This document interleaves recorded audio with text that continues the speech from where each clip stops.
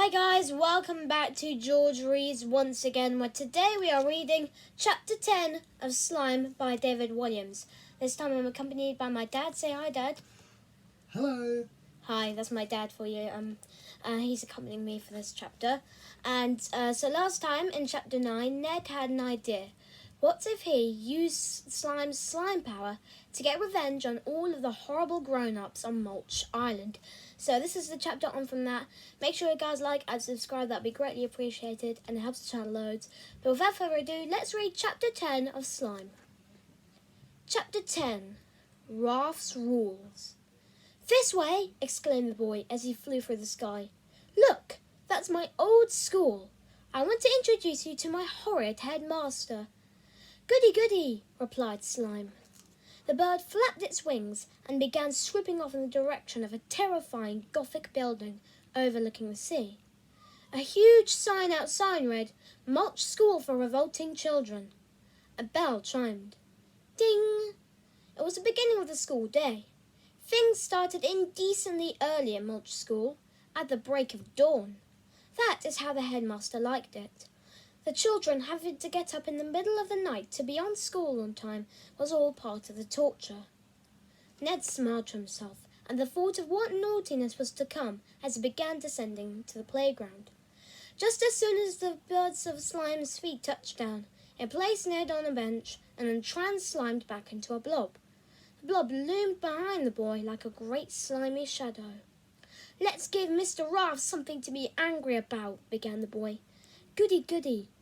Not unsurprisingly, after seeing a giant bird of slime land in the playground, the teachers all hurried out of the old school building, pointing and shouting. "I don't believe it," shouted one. "I won't believe it," shouted another. "I will believe it, but I can't believe it," shouted a third. The pupils of Mulch School all pressed their faces up against the classroom windows. They were too frightened of the teachers to dare step outside into the playground without permission. Then a man with a long black gown draped over his shoulders stormed out of the building. He whisked the cloak round theatrically as if he were Count Dracula twirling his cape. Swish! It was only his teacher's gown, but it afforded him an air of evil that he relished. Mr. Raph, the headmaster, had a big, bald head, so he looked like an egg with a little moustache drawn on it. This moustache would flare up whenever he exploded with rage, which was often. So often, in fact, that Mr. Raph was in a rage more often than not. Take a look at this rageometer of Mr. Raph's typical day.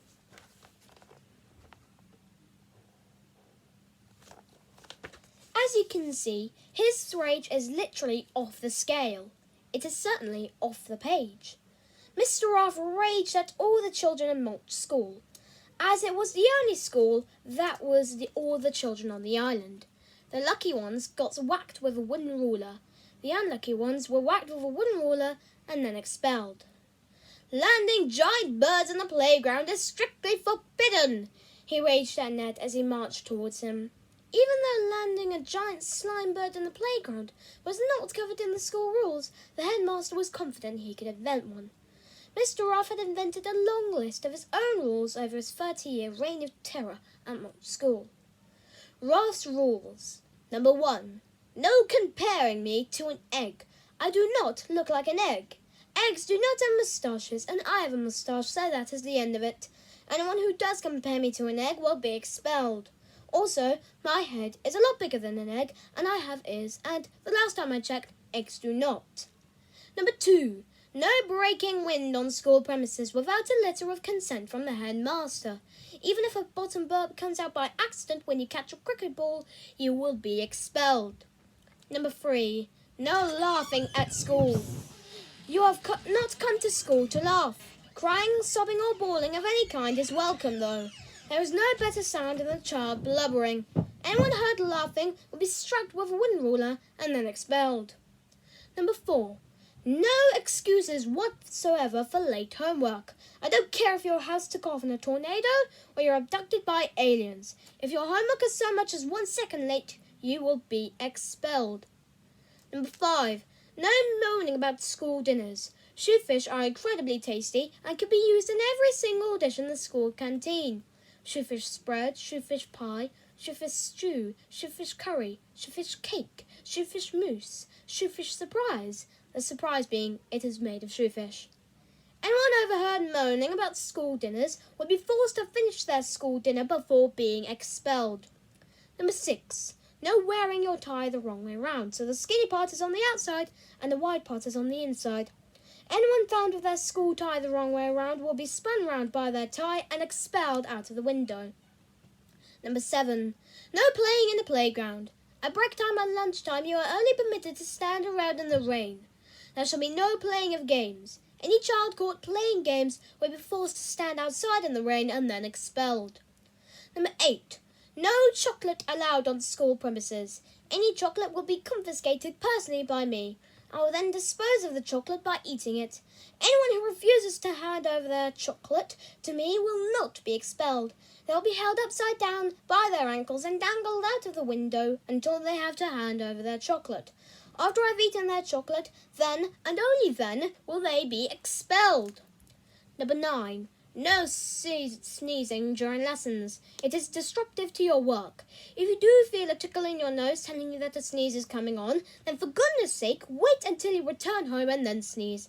Anyone heard sneezing in school will be expelled, just as a sneeze expels snot from your nose. A handy metaphor, as children equals snot.